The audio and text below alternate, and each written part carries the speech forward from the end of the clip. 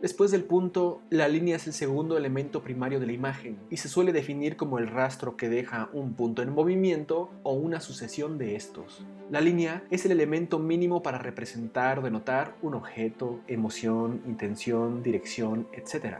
Por su claridad visual, pues este elemento ya dibuja, sirve como un referente a través del cual otros elementos toman posición, pues es a partir de este que, por ejemplo, algo aparece dentro o fuera, estable o inestable, detrás o al frente, etc. Otros fenómenos que comienzan a aparecer, al menos perceptualmente, ante la interacción de dos o más líneas son las llamadas fuerzas o tensiones. Así, por ejemplo, cuando éstas fluyen de manera paralela, sugieren descanso y alivio, pero cuando sus relaciones se complejizan, comienzan a surgir tensiones que pueden ir creciendo conforme dichas relaciones denoten más y más inestabilidad. Si colocamos muchas líneas bajo ciertas reglas u orden, estas comenzarán a generar texturas o ashurados, que a su vez veremos como masas o planos. Pero si dicha concentración de líneas se construye bajo exceso de complejidad, la sensación de orden se pierde y comenzaremos a ver algo a lo que llamamos garabato. En términos formales, la línea es unidimensional, pues solo posee una longitud que se articula mediante una dirección y una posición dentro de un plano. Esto nos puede llevar a una reflexión. ¿Las líneas existen? Pues si algo es unidimensional, no se puede percibir, es invisible. Desde luego la línea, entendida así, existe solo como concepto, pues una línea gráfica o incluso un punto son en realidad un plano, uno muy pequeño, pero siempre una superficie si los miramos con suficiente cercanía. Entonces, es inevitable que la línea gráfica contenga en realidad las tres dimensiones, su natural longitud, su necesario grosor para ser visible e incluso su obligado espesor, que será dado por el tamaño de las partículas del material sobre la superficie, pensando por ejemplo en los grumos que deja el grafito sobre el papel al trazar una línea. Y eso no es cosa menor cuando hablamos de la aplicación de los materiales, pues por ejemplo, en la pintura de Van Gogh, el espesor de la pintura crea líneas con suficiente grosor como para generar cierto volumen con los pequeños brillos y sombras que dan la sensación de empaste. Podemos decir entonces que la línea en su definición más pura, la de ser unidimensional, no existe como tal. Esta es más bien un efecto visual derivado de la superposición de objetos cuyos bordes distinguimos gracias a los contrastes producidos por la luminosidad, el color, la textura, la nitidez, la diferencia de movimientos, etc. Así, si dos objetos que se sobreponen tuvieran exactamente las mismas características, la línea se perdería. Evidentemente, no desapareció la línea como límite o borde, solo el efecto que la determina en nuestro cerebro. Al dibujar, lo que hacemos es sintetizar mediante líneas este cúmulo de contrastes que no solo nos permiten delimitar los objetos y distinguirlos de otros, sino también ver los volúmenes, texturas, posiciones, etc. que cada uno contiene. En esta especie de resumen de la realidad perceptual que es el dibujo, se comienza a dar el interesante ejercicio de atrapar la esencia formal de las cosas, o como diría Heidegger y algunos otros, evidenciar la verdad. De ahí que el dibujo sea tan importante para un artista, así sea este uno dedicado a la abstracción, pues resulta ser un ejercicio fundamental para el cerebro del creador, así como la forma más fiable e infatigable de comunicación gráfica. Además, la línea resulta ser imprescindible para cualquier quehacer plástico, por lo que su dominio es fundamental. Ahora, ya quedó asentado que la línea debe tener un grosor para ser visible. Entonces, ¿cuál es la relación que debe existir entre su longitud y grosor para ser llamada línea y no plano? La relación 1 a 1 nos da un cuadrado. La relación 2 a 1 nos da un rectángulo. Pero si esta relación se exagera, no sé qué tal un 100 a 1, tenemos ya una línea. ¿En qué momento sucede el cambio que hace que la percepción deje de distinguir un plano y comience a distinguir una línea? Resulta difícil saberlo. Algunos podrían comenzar a ver la línea a partir de la relación 40 a 1, mientras que otros afirmarán que esta aparece en la 60 a 1. Lo mismo sucede con el punto, pues llega un momento en que una serie de estos pasan a ser vistos con linealidad. Por cierto, si quieren saber más sobre esto, les recomiendo Arte y Percepción Visual de Rudolf Arnheim o La sintaxis de la imagen de la editorial Gustavo Gil.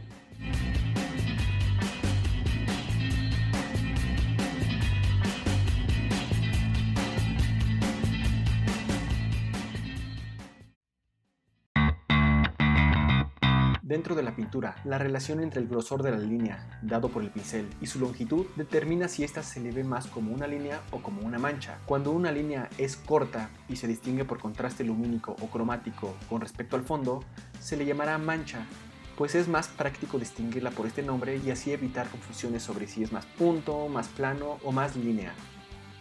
Si la línea es suficientemente larga, sí, se le puede llamar línea, pero más bien se le llamará, por ejemplo, contorno, o de plano se le nombrará según el objeto o efecto que genere, árbol o brillo, por ejemplo. En este video, independientemente de que hablemos de una mancha o de una línea, yo la llamaré raya o línea explícita, pues por el tema es la linealidad intrínseca lo que me interesa exponer. Ahora bien, una línea no siempre es explícita, muchas veces esta se infiere por la posición o direcciones de los elementos compositivos, o sea, de las personas o de las cosas que están dentro de una imagen. Y a esta la llamaré línea implícita o estructural. Ahora pasemos al arte, a la línea como signo. La línea puede ser clasificada según su forma, dirección, grosor o posición con respecto a otras u otros elementos. Además, derivado de nuestra experiencia perceptual de la naturaleza y de las convenciones lingüísticas, dichas características han sido asociadas a conceptos, valores o emociones. Revisemos estas clasificaciones, su lenguaje y ejemplifiquemos con algunas obras. La línea horizontal es la más familiar de todas, pues refiere justamente al horizonte. Tiene un carácter calmo y de reposo, indica extensión y se usa para expresar languidez, melancolía y serenidad. Asimismo, es la línea más fácilmente recorrida por el ojo y su contraposición con la vertical la hace ver como base y sostén de cualquier otro elemento.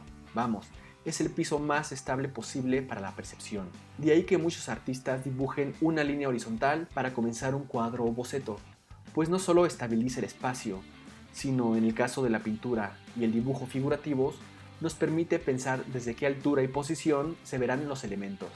Julieta Aguinaco, pintora mexicana, explota con suma eficacia la horizontalidad como línea rectora en su obra, tal como lo hacía Rothko, quien fue simplificando su pintura hasta el punto en que la horizontal fue prácticamente la única línea apreciable. La línea vertical parece más dinámica que la anterior, sugiere simplicidad y firmeza. Se usa para expresar mística y dignidad.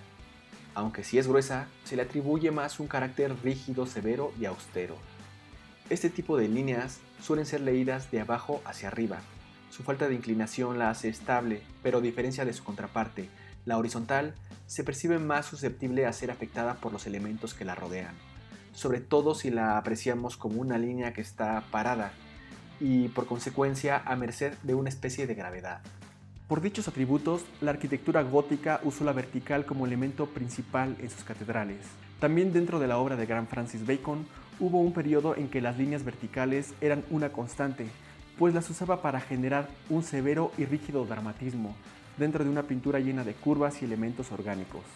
Entonces las horizontales y las verticales son consideradas líneas muy puras, perfectas y elegantes. La línea inclinada desiste de su posición vertical y se mostrará como tal siempre que esté lo suficientemente lejos de los 0 y los 90 grados. Esta se ve como inestable y a diferencia de las dos anteriores, produce mucha tensión. Además, es la línea recta que más veces aparece dentro de la estructura compositiva de una obra artística, pues a través de las interacciones entre estas se produce con eficacia las tensiones dirigidas que vuelven a los cuadros verdaderos imanes para la vista. La inclinada, cuando va hacia adelante, partiendo de una lectura de izquierda a derecha y de abajo hacia arriba, denota decisión y voluntad.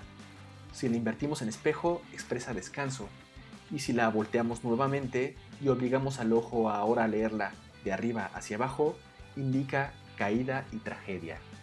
Esta pieza de Duchamp usa mucho la línea inclinada para reforzar el dramatismo de la figura humana en su movimiento, a la manera del cubismo futurismo. En esta pieza de Caravaggio, la línea inclinada la encontramos principalmente en la estructura de la pieza, formando un zigzag con una tendencia descendente, enfatizando así el carácter trágico de la pieza. Con respecto a la forma, las líneas son rectas, curvas, quebradas y combinaciones de estas. Entre las líneas curvas tenemos el semicírculo, que tiene un centro estable, por lo que se le atribuye vigor y posee un fuerte sentido de acabado. El arco, como parte de una semicircunferencia, es algo más inestable, se presenta como si estuviera ingrávido, abandonado al vacío, pues carece de un centro que constituya el término fijo de la acción sugerida. Las contracaras o curvas onduladas poseen mayor equilibrio, pues cada curva es compensada por el arco de la contraparte, y porque además sus tangentes sugieren una serie de paralelas imaginarias entre las cuales fluye el ritmo de su repetición, ritmo simple acabado. La curva truncada es una sucesión de arcos de círculo y puede estar equilibrada por las paralelas tangentes a ella, ritmo simple compuesto. A partir de estas tres direcciones y dos tipos de líneas, la recta y la curva, se pueden construir segmentos más ricos y complejos, como las espirales. Y si además agregamos huecos o angulaciones, formaremos líneas segmentadas, líneas compuestas o grecas, que son franjas compuestas por líneas geométricas que se interseccionan formando, en la mayoría de las veces, ángulos rectos, que dan lugar a motivos que se repiten equilibradamente.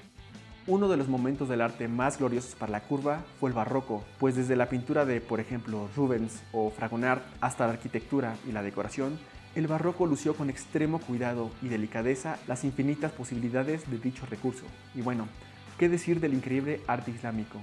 En donde se aprovecharon las posibilidades de la línea como nunca antes se había hecho, pues a diferencia del barroco, este estilo no permitía representar la naturaleza, y no solo la curva se llevó a hermosos extremos de exquisita sofisticación, también la recta, mediante grecas y angulosidades, apareció desbordando ingenio y belleza.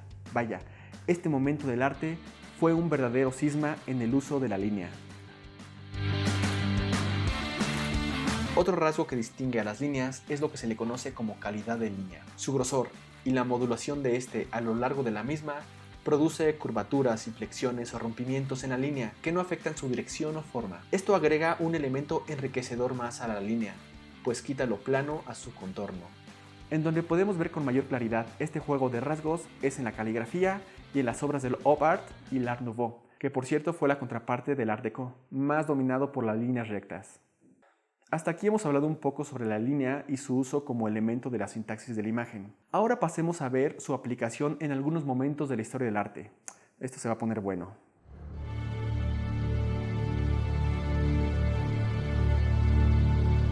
Aquí tenemos los primeros indicios del lenguaje pictórico. Desde este largo periodo ya encontramos en la línea todos los elementos atrás descritos. Inclusive parece que su uso ya había establecido algunos significados que aún conservamos. Verticalidad para significar grandeza o fuerza, horizontalidad para estabilidad o pesadez, e inclinación para movimiento o inestabilidad. Así que con respecto a la línea, no habrá muchas más innovaciones. Estas ya se darán en otros campos, como en el de los materiales, la fidelidad a la hora de representar la realidad perceptual, los estilos representacionales, el uso del color, etc. Así que no debemos ver estas primeras expresiones como un momento infantilizado de la creación humana. Todo lo que tenemos hoy para crear ya estaba en el cerebro. El resto solo fue acumulación de conocimiento y experiencia. El uso total de la línea en este periodo lo demuestra. Arte de culturas nativas de África, Oceanía y América. Primero que nada quiero aclarar que no soy partidario de encasillar todo el arte de un continente bajo un mismo nombre. Tan solo el arte que se desarrolló en África a lo largo de los siglos es suficientemente rico y vasto como para terminar echándolo todo a la misma cajita. Sin embargo, el uso de la línea como raya y greca, que por cierto fue una constante en el arte de las culturas nativas de todo el mundo, hayan ejemplos exquisitos en estas tres regiones del mundo, muchos de los cuales son desconocidos para el espectador común. En innumerables textiles, esculturas, objetos utilitarios, relieves y pinturas, la línea fue usada no solo como elemento modelador o para sugerir contornos y límites, sino que fue un elemento activo mediante el cual se buscó explotar la expresión propia de la línea. Hubo un largo periodo alrededor de todo el planeta en que el hombre exploró las propiedades de las rectas, las curvas, las paralelas y las cruzadas. Usó las líneas para generar tramas, texturas, grecas y geometría. Este uso de la línea no se limitó a sintetizar o idealizar la naturaleza, sino que inventaba una nueva, añadía a esta, aportaba un valor que, por cierto, no fue explorado en este sentido durante muchos siglos en Occidente, sino hasta finales del siglo XIX, cuando las nuevas escuelas antiacademia y las vanguardias comenzaron a influenciarse del arte ancestral para integrar ciertas nociones sobre la forma, la representación y la síntesis. Griegos y romanos. El arte griego, al igual que el de otros pueblos, fue abandonando la línea como un valor en sí, para usarla más como un elemento decorativo, muchas veces rodeando formas más naturalistas. Con el tiempo, la línea como tal ya no era un elemento explícito, sino que estaba más bien implícitamente contenida en los contornos, direcciones y límites de las esculturas, textiles, pinturas, etc. Ahora esta era un medio para representar una naturaleza idealizada, y ya no tanto para sintetizarla o sumarle una aportación fundamental. También se usó como elemento subyacente para las mediciones de proporciones canónicas, y de manera más o menos explícita en arquitectura, mediante grecas y ciertos decorados. El arte romano adoptó la estética y muchos de los valores del griego, entre ellos el uso de la línea como componente subyacente y estructurador, siempre con la tendencia a eliminarla como elemento explícito, incluso ya en los decorados. En la naturaleza, pues, la línea perfecta no existe, por lo que los valores representacionales de estos pueblos, muy apegadas al naturalismo, la relegaron a un papel subordinado. En el Renacimiento, periodo derivado de un creciente pensamiento humanista durante la última parte de la Edad Media, los valores clásicos del arte fueron retomados en muchas regiones de Europa y exportados al mundo a través de los procesos colonizadores. A partir de este momento y hasta mediados del siglo XIX, las artes se sofisticaron en técnica, uso de los materiales, del espacio, etc. Sin embargo, la línea siguió quedando como un elemento estructural y de contorno, cosa no menor desde luego, pero las formas naturales se asentaron como el objeto casi único de la representación plástica. Estos valores estéticos han permanecido como rectores del juicio hasta nuestros días, al menos dentro de públicos menos involucrados o interesados de las artes plásticas. De ahí que para muchos, por ejemplo, la pintura que no recrea con maestría técnica la realidad es poco entendida y apreciada en estos sectores. Pero bueno, a mediados del siglo XIX, las artes comenzaron una nueva ruptura con la tradición y la línea explícita volvería a tener protagonismo.